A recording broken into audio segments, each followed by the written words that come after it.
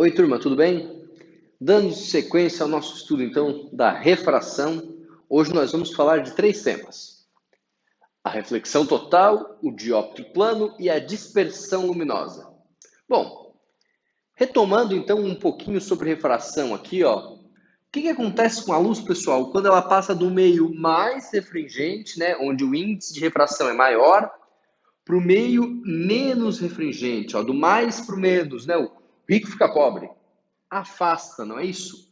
Então, um raio luminoso que chega aqui, ó, ele se afasta da normal, certo?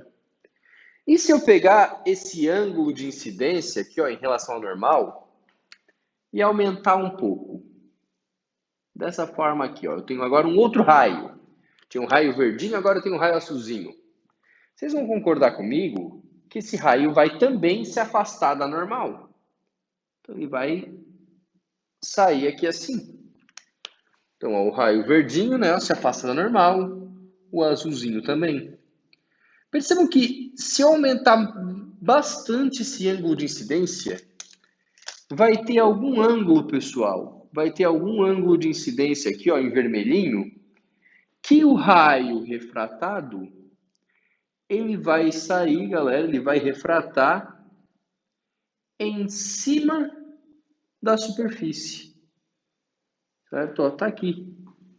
Esse ângulo aqui, né, ó, o verdinho, o azulzinho, agora eu aumentei mais. Esse ângulo, pessoal, ele é o último ângulo no qual ocorre refração. Por quê? Se vocês acompanharem aqui comigo, ó, deixa eu só desenhar aqui. Eu aumentei o ângulo. Se eu aumentar mais do que isso, o raio ele não passa para o outro lado. A gente dá um nome para esse ângulo aqui, ó. A gente diz que ele é o ângulo limite. Tem como calcular esse ângulo limite? Tem, com essa equação. O seno do ângulo limite é a lei de Snell, né, pessoal? Só que o outro lado é 90 graus, ó. O seno do ângulo limite é o índice de refração menor sobre o índice de refração maior. O que acontece, então, se a luz incidir um ângulo maior que o ângulo limite? Ela não passa para o outro lado, ela bate e volta, ela não consegue refratar. Tem um nome para isso: reflexão total. Então, quando que ocorre reflexão total? Quando a luz for do meio mais para o meio menos, certo? Ela tem que ir do mais para o menos, porque é quando ela se afasta da normal, né? E quando o ângulo de incidência for maior que o ângulo limite. Ou seja, quando a luz vai do mais para o menos, com um ângulo muito grande, ela não consegue passar para o outro lado, ela sofre reflexão total. Se tiver uma luz vindo aqui, a galera, ela vai bater aqui, né, e vai refletir. Ela não vai conseguir refratar. Esse é o fenômeno da reflexão total. Tem aplicação isso? Tem. Tem uma coisa que a gente chama de fibra ótica, pessoal. O que é a fibra ótica? Na fibra ótica, basicamente, a gente tem um revestimento e um núcleo. E a luz ela se propaga dentro desse núcleo sem sofrer nenhum tipo de perda. Por que acontece isso? Porque esse núcleo aqui dentro, ó, tem um índice de refração maior que o revestimento. Como a luz ela está indo do mais para o menos, com um ângulo grande, ó, do mais para o menos com um ângulo grande, ela não tem perdas. Então, por isso que o sinal, quando é transmitido por fibra ótica, é tão bom. Porque ele não tem perda, galera. A perda é muito pequena, por causa da reflexão total. Reflexão interna total, a gente diz, né? Dentro do cabo. Outro caso, outra aplicação interessante da reflexão total são as miragens, que vocês já devem ter visto, pessoal. Um dia bem quente, assim, ó, aí tu olha tu estás viajando, estás na BR, e aí tu olha para a linha do horizonte, parece que tem um espelho, parece que tem água no meio da pista, no asfalto. Mas aí quando tu chega perto não tem nada. Vocês já repararam isso? Nos dias quentes acontece isso, de parecer que a pista está molhada na linha do horizonte. Por que ocorre essa miragem? Num dia muito quente, próximo ao asfalto, o ar vai estar muito quente e por esse motivo ele é menos refringente, né? Porque quando a temperatura aumenta, a refringência diminui. Então, a luz que está vindo das camadas mais altas da atmosfera para as mais baixas, ela está indo do mais para o menos refringente. Do mais para o menos refringente. Lá na linha do horizonte, aquela luz que incide sobre o asfalto, ela está com um ângulo grande, né? O teu ângulo de visão é grande assim. Do mais para o menos, com um ângulo grande, o que a gente enxerga?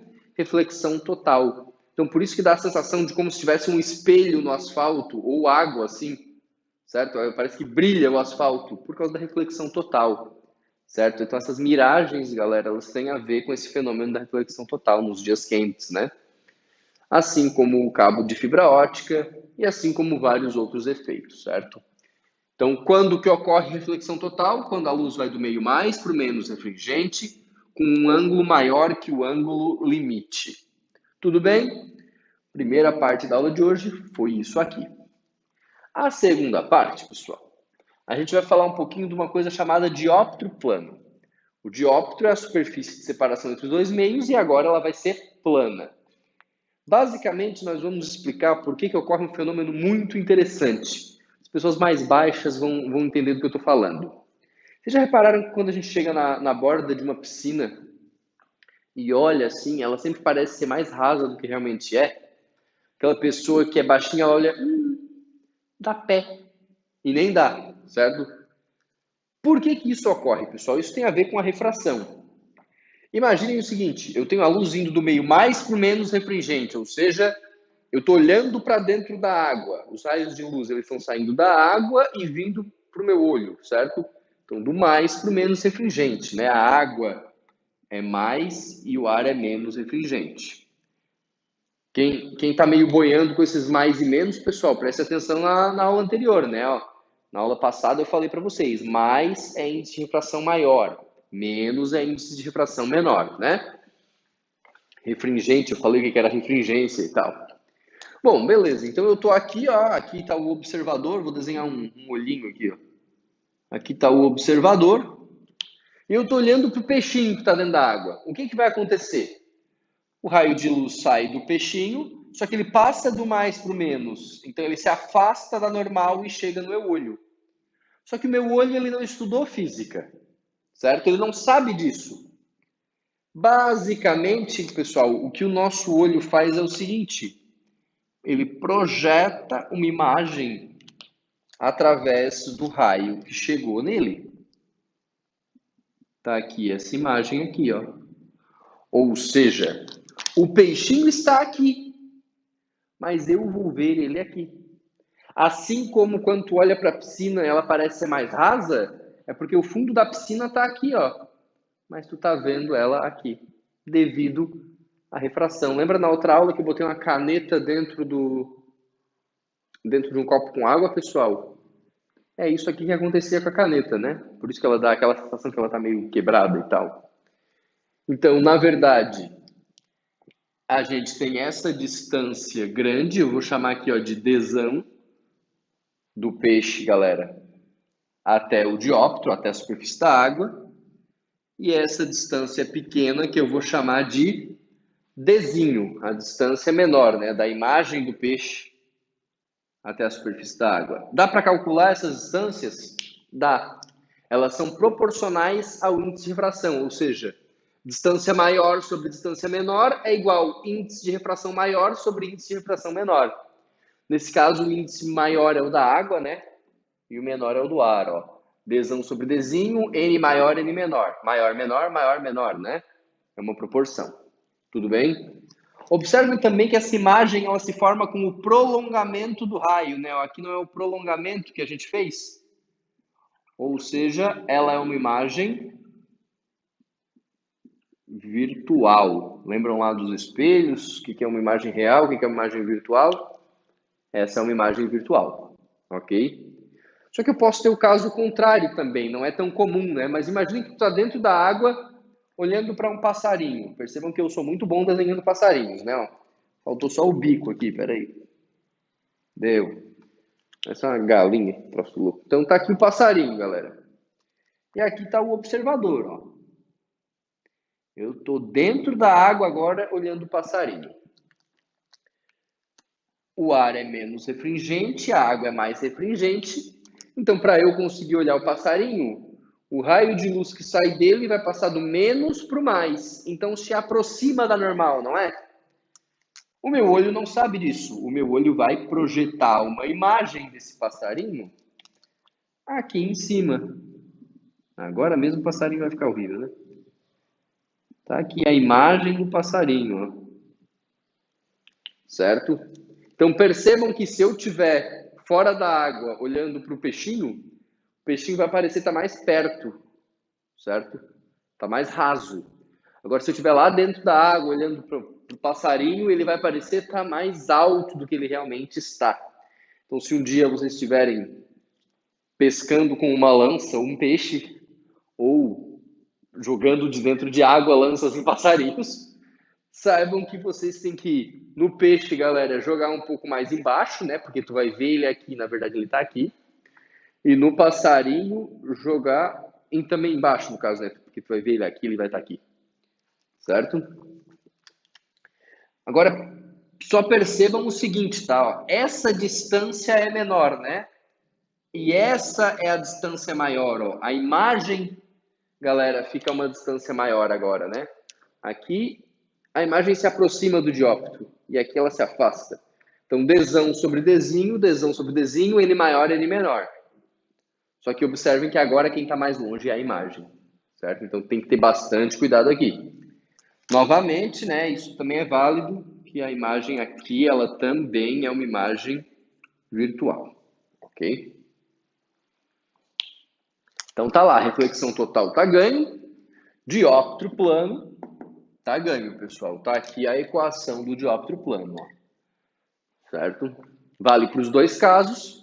Só tem que tomar cuidado quem está a uma distância maior do dióptro, né? Quem é o Dzão, quem é o Dzinho. E por fim, pessoal, nós temos um fenômeno, aqui não tem cálculo, tá? Que é a dispersão luminosa. O que é a dispersão luminosa? Nós sabemos que a luz branca é composta por todas as cores, né? VAA, VAAV. Vermelho, alaranjado, amarelo, verde, azul, anil, violeta. Só que quando a luz ela sofre refração, pessoal, para alguns meios, esse índice de refração é diferente para cada cor. Basicamente, quem estudou isso foi o Newton, e ele fez isso através de um prisma, né? O prisma de Newton. Talvez vocês já tenham visto esse desenho, um desenho parecido com esse, no famoso álbum do Pink Floyd, está na apostila, inclusive, que é o The Dark Side of the Moon, certo?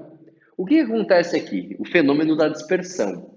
Como o índice de refração desse meio ele é diferente para cada cor, quando a luz branca incide ali, ela se separa em todas as cores. VAA, VAV. Eu não tenho como desenhar todas as cores, né? Aqui eu desenhei três, ó.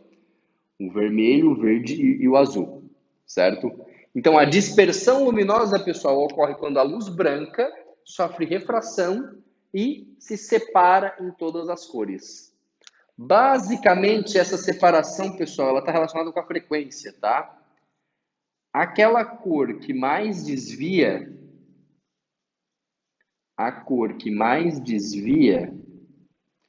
se vê, ficou feio, mais desvia,